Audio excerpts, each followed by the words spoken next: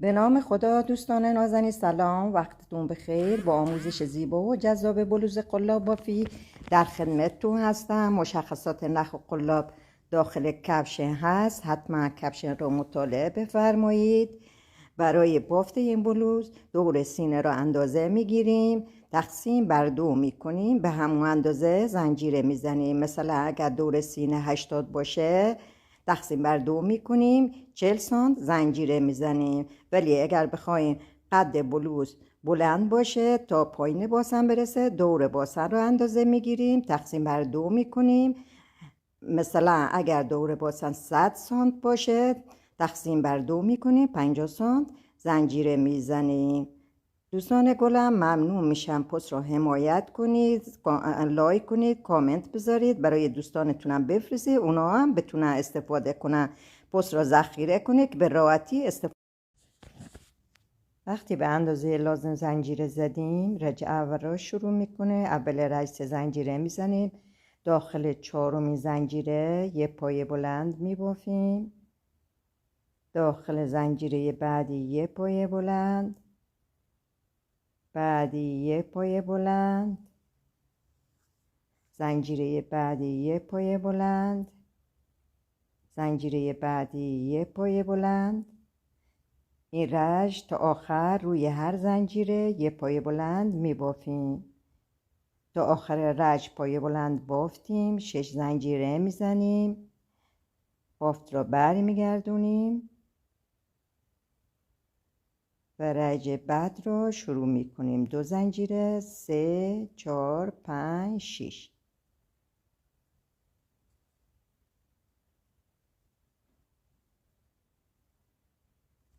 رج اول را بافتیم، رج دومه اول رج 6 زنجیره میزنیم که 5 تاش یه پایه سوبل به حساب میاد، یکی هم برای وسط باف. 3 نخ رو روی قلاب میندازیم، یه پایه رج قبل را جا میذاریم، پایه بعدی یه نخ میگیریم بالا میاریم. حالا طی 4 مرحله نخ روی انگشت را دو تا از دانه ها بیرون میاریم. پایه سوبله بافتش مثل پایه بلنده، با این تفاوت که 3 نخ رو روی قلاب میندازیم، دوباره یه زنجیره میزنیم، 3 نخ رو روی قلاب میندازیم، یه پایه یه رج قبل را جا میذاریم، پایه بعدی یه نخ میگیریم بالا میاریم. طی 4 مرحله دو تا نخ روی انگشت رو از دانه ها بیرون میاریم. دوباره یه زنجیره، 3 نخ رو روی قلاب میندازیم. اینجا یه زنجیره زدیم، یه پایه سوبل دیگه بافتیم، دوباره یه زنجیره میزنیم، نخ را 3 روی قلاب میندازیم، یه پایه بلند جا میذاریم، روی پایه بلند بعدی یه پایه سوبل میبافیم، دوباره یه زنجیره، 3 نخ رو روی قلاب میندازیم، یه پایه را جا میذاریم، دوباره یه پایه سوبل میبافیم،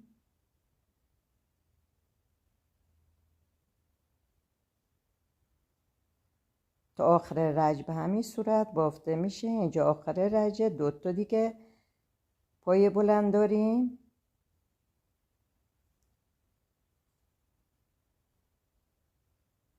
یکی را جا میذاریم، روی بالاترین زنجیره شروع رج قبل یه پایه سوبل میبافیم. تا آخر رج بافتیم. رج سومه، اول رج 3 تا زنجیره میزنیم، 3 زنجیره یه پایه بلند به حساب میاد. این رج داخل هر کدوم از فضای خالی 2 تا پایه بلند بافته میشه. تا آخر رج دیگه بافته بلوز تکراره، یعنی یه رج پایه بلند بافته میشه، یه رج یه پایه سوبل، یه زنجیره، یه پایه سوبل. داخل اولین فضای خالی 2 تا پایه بلند میبافیم، 1 2. داخل فضای خالی بعدی 2 تا پایه بلند، فضای خالی بعدی 2 تا پایه بلند بافته میشه، فضای خالی بعدی هم 2 تا پایه بلند. تا آخر رج به همین صورت بافته میشه. فضای خالی بعدی 2 تا پایه بلند، فضای خالی بعدی هم 2 تا پایه بلند. تا آخر رج بافتیم. یک فضای خالی دیگه داریم. داخل آخرین فضای خالی هم 2 تا پایه بلند میبافیم. 1 2. یک پایه بلندم روی بالاترین زنجیره شروع رج قبل میبافیم.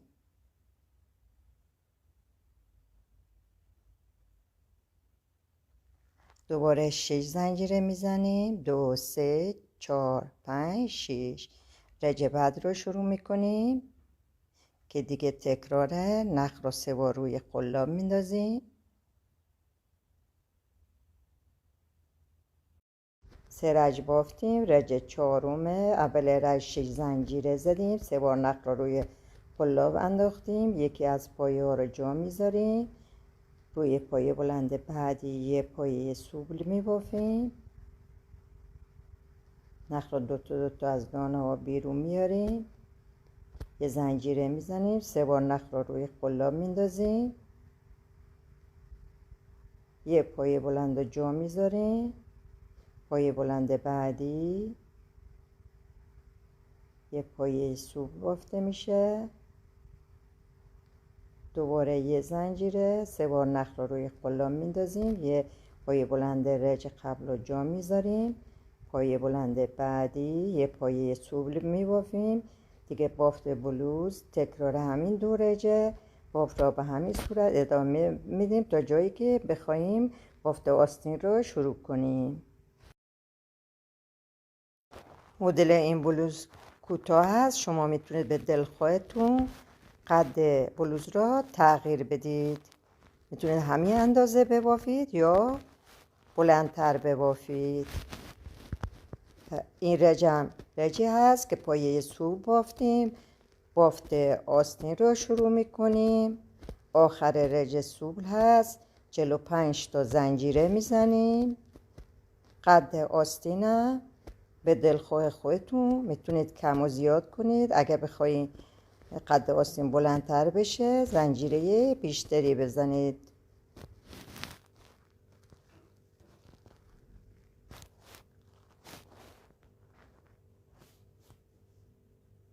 چهل و 45 زنجیره زدیم.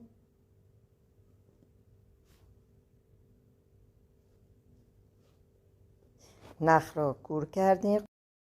برای اولین آستین 45 زنجیره زدیم. باف را کور کردیم. نخ اضافی را قیچی کردیم. سمت راست باف آخرین بالاترین رج روی چهارمین زنجیره شروع رج قبل قلاب را به طرف پشت میبریم. یه نخ میگیریم به طرف جلو میاریم.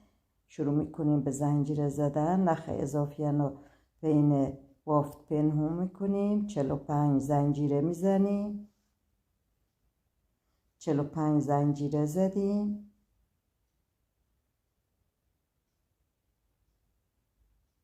حالا 3 زنجیره میزنیم. 3 زنجیره یه پایه بلند به حساب میاد.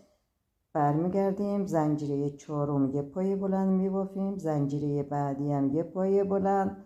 زنجیره بعدی هم یه پایه بلند. روی هر کدوم از زنجیره ها یه پایه بلند میبافیم. زنجیره بعدی یه پایه بلند. زنجیره بعدی یه پایه بلند. به همین صورت روی هر کدوم از زنجیره ها یه پایه بلند میبافیم.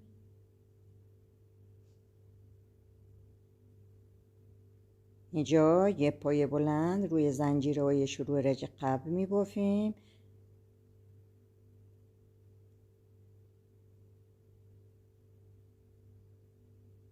حالا داخل هر کدوم از فضاهای خالی 2 تا پایه بلند میبافیم تا به قسمت بعدی زنجیره های آستین برسیم. فضای خالی بعدی 2 تا پایه بلند. فضای خالی بعدی 2 تا پایه بلند.